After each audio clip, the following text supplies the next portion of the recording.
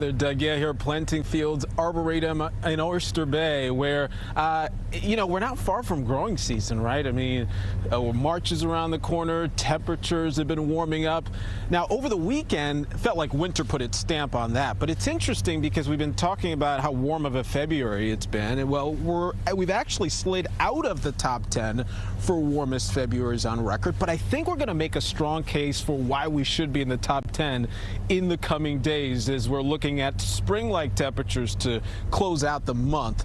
Now, our mobile weather lab is set up. We got 34 degrees out here. We're actually just a hair above average for this time of the year. Numbers still dropping, so we'll see how low we go, and every once in a while the wind does make a difference. So what's in store for the rest of your day? Well, we will start the day with perhaps a little bit of extra cloudiness compared to what we saw over the weekend. Keep that in mind. But look at these temperatures. We break out in sun this afternoon, and instead of barely struggling to hit the 40s like we did yesterday, I think a lot of us comfortably into the 50s. On Long Island, maybe a little bit cooler. We touch about 50 degrees. Take a look at those temperatures across the board, where there'll be some of you, especially closer to the city, that should manage into the 50s in the afternoons. Places like Smithtown, you end up in the upper 40s. New Fairfield, about 51. Poughkeepsie, 54. Quick check at satellite radar, because while it's dry this morning, there's a weak system to our north that's trying to squeeze out a little bit of moisture, but it's very limited. So anything that's trying to fall there, parts of Pike, Sullivan County, may be a little bit of an icing threat. We'll have to watch. I don't see much of that surviving, but there is a more substantial rain to talk about. I want to bring in John Elliott for more on that part of the story, as well as to check in on those weather watchers. Happy Monday, John. Happy Monday to you too, Tony. And Tony, this is why we like the weather watchers, because we're not getting any advisories from the National Weather Service, but I do have some reports of snow, so let's check it out. Again, Tony makes the point, critically cool enough for snow.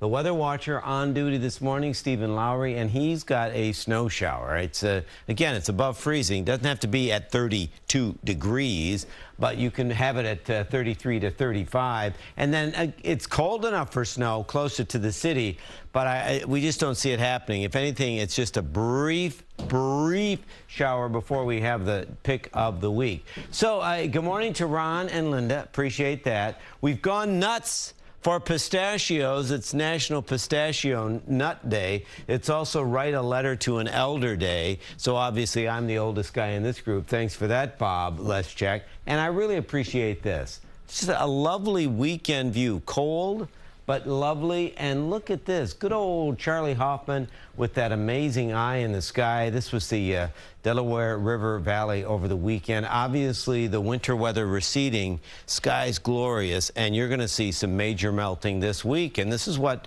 we're talking about. It's going to be, after a brief shower, milder today, 54. And then tomorrow, a little unsettled, could see a late shower, but 56.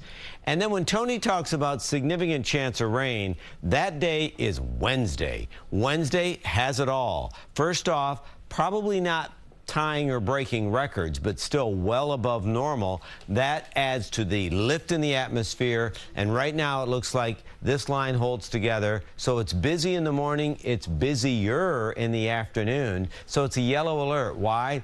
Well, we're going to see periods of heavy rain. Isolated storms can't be ruled out. Wind will definitely be an issue, and it's a shifting dynamic wind, 35 to 45 mile an hour gusts. Coast could see winds to 60 miles an hour. So it's a kind of a taste of spring with these spring storms. 22 days until spring. And on the floor, our floor director, Jennifer Jones, wants to know, when do I change the clock?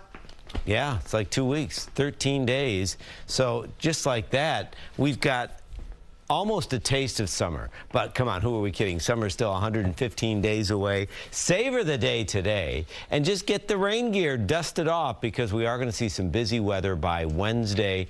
Coming up next time we chat, we're going to take a trip around the country. Severe weather is going to be a threat for some of our neighbors. We'll track that weather coming in. Hey, we're lucky then. Yeah, we only have to deal with that one day, but it is a yellow alert. All right, John, thank you. Let's